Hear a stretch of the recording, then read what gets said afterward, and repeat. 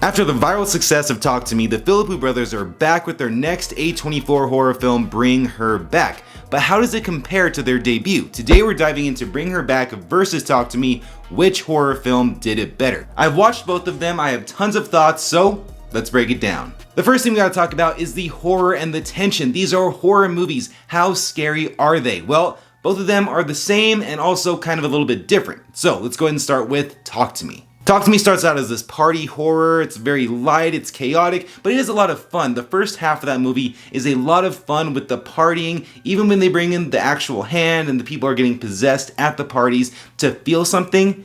It's still kind of fun with the music, with the energy that it brings. So it starts off pretty lighthearted, pretty fun, but then halfway through the movie, it does a 180 and it just becomes something completely different than the film that we were watching before. And really the big turning point in the movie is when Riley can't let go of the hand, he becomes possessed, and then he starts hurting himself. It went from this light-hearted, fun thing that they were doing to something very gruesome, very shocking, and you don't really know what to expect after that going forward with the movie. So not only is the imagery scary because he's bashing his face on the table and just how gruesome that looks, but then you go into how Mia, the main character, is feeling about all this because she let him do it. So there's this imagery, the scary things that you're seeing, but then also you have this panic because you're kind of like, oh man, she was supposed to be protecting this kid and then she let this happen to him. So there's a little bit of panic, there's a little bit of scary imagery going on, and there are a little bit of jump scares that go on with the rest of the movie, but those are the big major things that make this movie stand out and make it scary. Now let's move on to Bring Her Back. This is a completely different beast, right?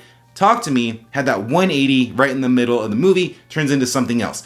Bring Her Back starts off pretty tame and it's a slow build into the scary imagery, the sounds, the themes. Everything is a slow build, but once it ramps up, you are right in the thick of it, and it is so disturbing with the things that you see. About halfway through the movie, there's a scene where the main character is cutting a melon with a giant Michael Myers type of knife, and you can hear the sound that the melon's making as he's cutting it, as he's hitting the cutting board, and just everything that's happening in that scene. You can hear it. You don't really know that anything bad is necessarily going to happen until it does, but before you see what's happening, you can hear it.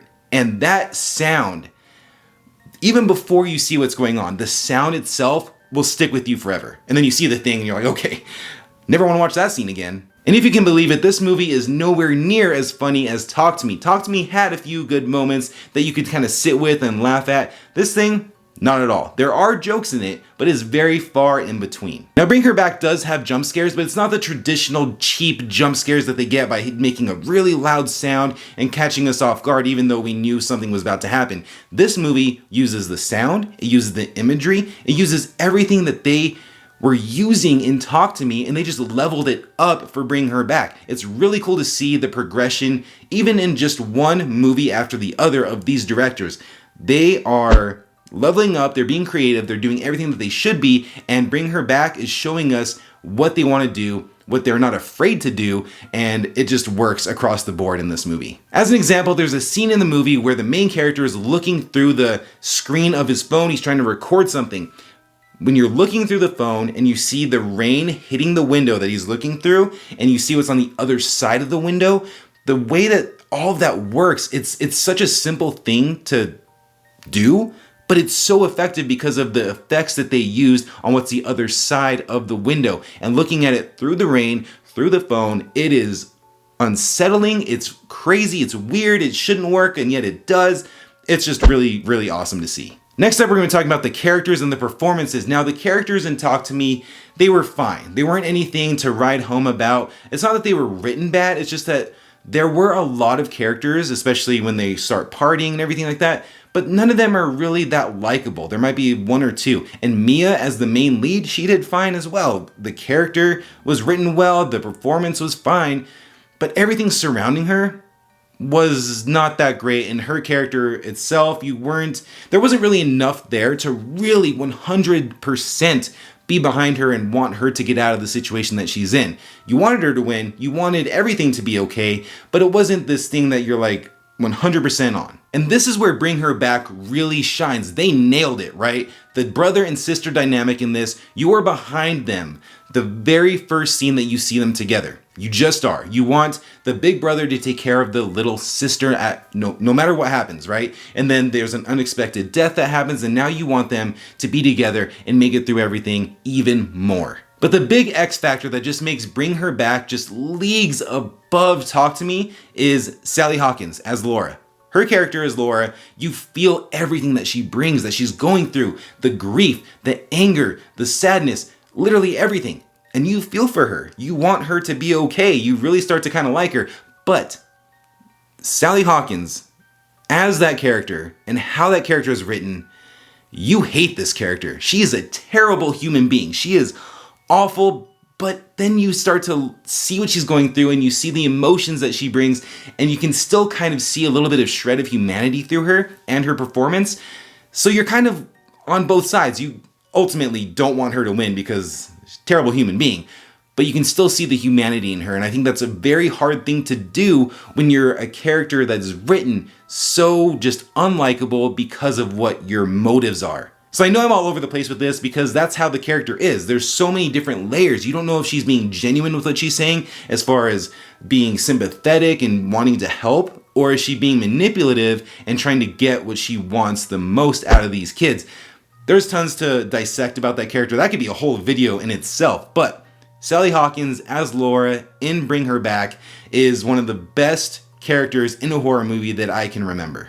Next up is visual style and direction. Talk to Me is a very dark and drab type of movie as far as visually, right? Even during the party scenes at the beginning, it still has that color palette on it. But then as soon as things get really, really bad and things start to go downwards, you can tell that the movie gets darker. The music changes. Everything like that. It's a very clean and very safe way to go about it, and it works really well for that movie. And then looking at Bring Her Back, it just feels more confident and more creative with what they wanted to do. There's a scene kind of towards the end of the movie where Sally Hawkins is looking out to the backyard and she has blood on her hands and she makes this giant circle.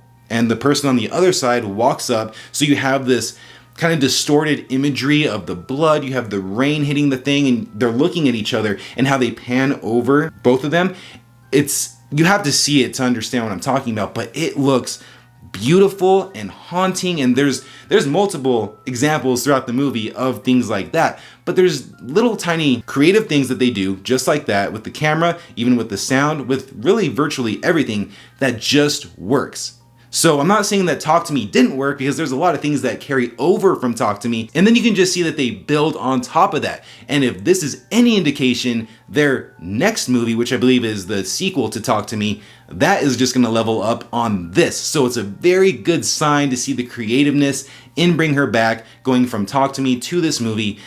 It just gives me even more hope that these directors are going to be the kings of horror, at least one of the few that are really the juggernauts right now in the genre. They're going places, and I cannot wait to see what they have next. Next up is themes and symbolism. Now this is kind of where both films really feel the same, which is not a bad thing for a horror movie. They both deal with grief. You have Mia in Talk to Me wanting to talk to her mom again who passed away, but in Bring Her Back, we have Laura who wants to speak to her daughter, okay? The big difference here is that Mia isn't gonna do anything imaginable to talk to her mom, where Laura in Bring Her Back will. And that's the big turning point. And it's even that by itself, like just seeing what she will do to talk to her daughter again, that's kind of scary. That if this was a real scenario, that a human being could do those things. Very creepy in that sense, but this is kind of where the two films, the themes of both films really mesh together, but then they kind of go their separate way. Now, both of these films show just how exciting the Philippou Brothers are as directors and their progression from one movie to the other. Talk to Me was a lot of fun, and probably the thing that I loved the most about it was the creativeness of getting to the possession part of the story. We've seen possession movies before. They're not really new. The slow progression, then they're possessed, then you have to go get the priest to save them, or however it goes. But the way that they get from point A to point B, and then point C being the end, very creative. I haven't seen a movie that has done it like that ever in my life, and that's why that movie definitely sticks out to me in a C worth of possession movies. This one sticks out. This one is one of the good ones. But Bring Her Back, if you look at it, it is a very, straightforward possession movie with a few twists and turns in there. But when comparing it to Talk to Me, it is a very straightforward story. But at the end of the day, Bring Her Back, I think, is just a better made movie. Creatively, visually, the sound, everything that I've talked about today, their progression from Talk to Me to Bring Her Back is evident. If you've watched both of them, you're gonna see it if you go and see Bring Her Back, which you definitely should in the theater so you get the best sound possible. It's more grounded, it's more emotional, and it might not be as rewatchable because of how heavy it is compared to Talk to Me, but it's the kind of movie that's gonna stick with you long after it's done. And isn't that what we want in our horror movies? But let me know in the comments which one hit harder for you, Talk to Me or Bring Her Back. And if you liked the video, make sure you hit that like button so I know to make more videos just like this. Thanks for watching, and I'll catch you in the next video.